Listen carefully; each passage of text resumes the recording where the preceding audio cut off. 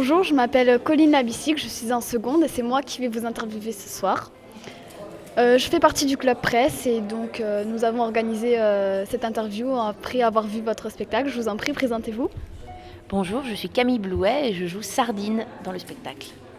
Et moi je suis Antoine Le Simple et je joue Gabriel dans le spectacle. Très bien, alors je vais vous poser votre première question. Est-ce qu'il y a une raison particulière pour avoir joué cette pièce de théâtre et quelles ont été vos motivations ? Alors, ce spectacle, nous, on l'a repris, c'est-à-dire qu'il avait été créé avant nous. Donc, on a été appelés en renfort parce que ce spectacle se jouait beaucoup. Après, moi, personnellement, j'ai choisi de faire cette reprise parce que le texte m'a parlé, parce que je suis bretonne à la base. Et c'est vrai que je me reconnaissais énormément dans le parcours de ce personnage. Et en plus, j'étais curieuse de la rencontre avec cette metteur en scène. Mais c'est vrai que c'est d'abord les ressemblances avec Sardine qui m'ont interloquée et m'ont donné envie d'aller voir plus loin. Et moi ça serait surtout la dernière partie du texte que j'ai découverte avant de passer l'audition pour pouvoir travailler sur le spectacle. Et en fait, dans cette dernière partie-là, il y avait quelque chose dans le parcours du personnage de Gabriel auquel je me suis vachement identifié, en fait, sur l'attente de la personne qu'on aime sur une période assez longue, sans savoir forcément si cette personne va revenir, etc. Donc ça m'a vachement parlé, en fait. Donc ça a été la première piste, en fait, qui m'a permis de m'identifier un petit peu à ce personnage et donc à m'intéresser à la pièce, quoi. Le public perçoit-il toujours la même manière le spectacle ? Alors, je dirais que l'histoire, oui, enfin, bon, le début, la fin, le parcours. Après, en fonction des énergies qu'on y met, en tout cas pour mon personnage, je sais que quand je suis plus tendue ou un peu plus volontariste et tout ça, les gens ont moins de sympathie pour Sardine, la trouvent mignonne, tout ça, mais un peu virulente, un peu dure, et du coup vont être beaucoup tournés sur Gabriel, alors que quand j'arrive à être plus détendue, ils répartissent leur affection de façon plus homogène.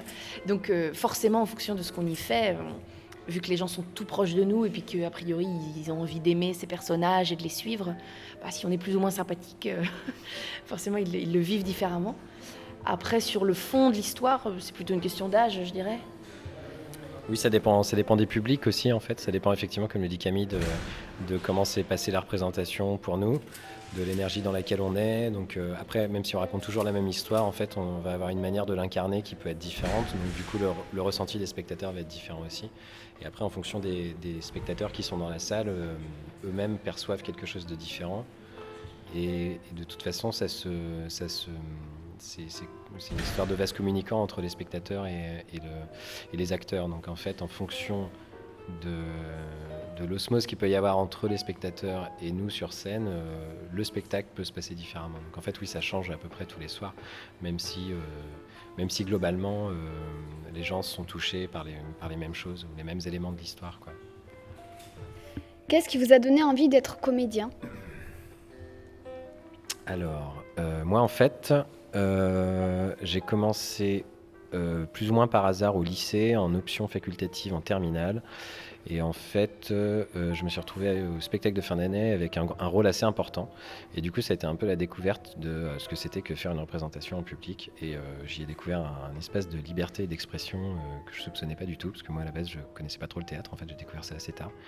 Et du coup, j'ai voulu continuer à faire ça. Donc, c'est pour ça que j'ai fait un conservatoire de région à Tours, là d'où je viens. Et puis, j'ai continué. Et puis, j'ai voulu creuser de plus en plus, en fait. Mais c'est ça, en fait, pour moi, c'était, en tout cas quand j'avais 17-18 ans, c'était un espace d'expression qui m'a été très utile, quoi. Voilà. Et moi, je ne savais pas trop pourquoi je voulais faire ça, mais j'étais sûre que je le voulais. Est-ce que tu veux que je tienne le micro ? Et c'est plutôt après coup que j'ai compris pourquoi ça me plaisait ou que j'ai entrevu.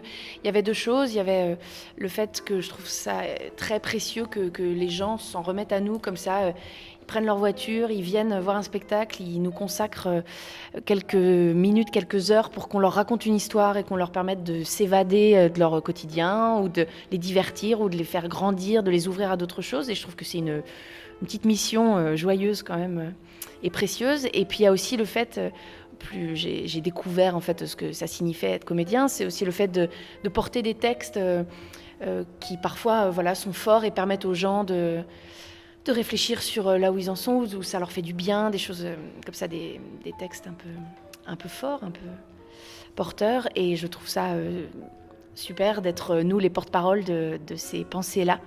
Et de voir les gens après repartir avec les yeux brillants, soit parce que ça leur a juste rappelé des choses, ou sinon parce que ça les a ouverts à d'autres.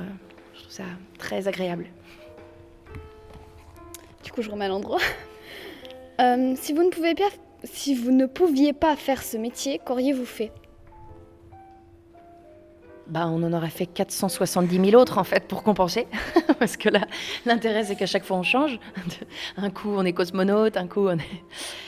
Non, Après, moi j'aurais beaucoup aimé être musicien professionnel, mais genre pianiste, concertiste, ce qui m'arrivera jamais, hein, c'est sûr, mais j'aurais beaucoup aimé faire ça.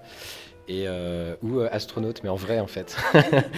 Non, mais c'est vrai. C'est-à-dire que je me dis que les gens qui ont la chance de partir dans l'espace, qui redescendent sur Terre, ils ont vécu quelque chose d'absolument dingue, quoi.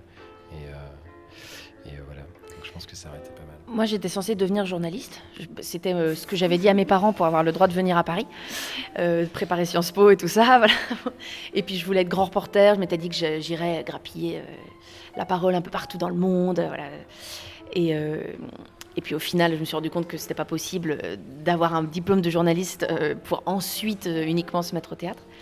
Mais il y avait un côté comme ça, un peu exploration quand même du genre humain qui se fait différemment quand on est comédien.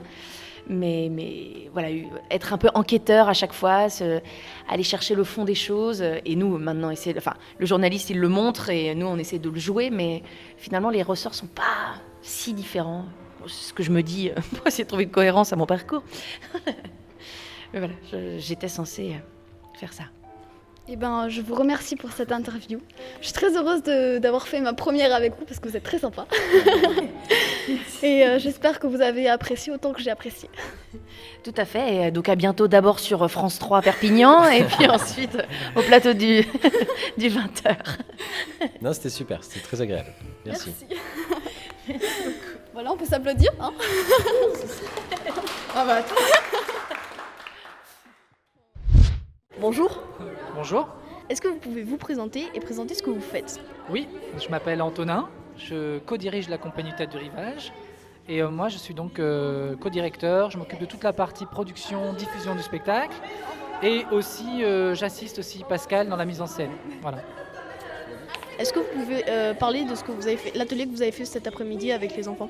Oui, j'ai travaillé avec 12 jeunes hyper motivés, qui étaient vraiment très intéressants, autour de la thématique du spectacle, en approchant donc la thématique par des exercices d'improvisation, de jeu, de corps.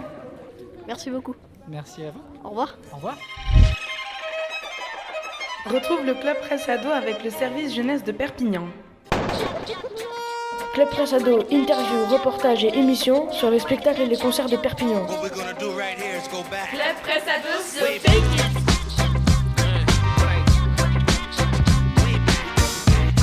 Retrouve l'émission du Club Presse Ado le lundi à 19h30, le jeudi à 11h et le samedi à 14h.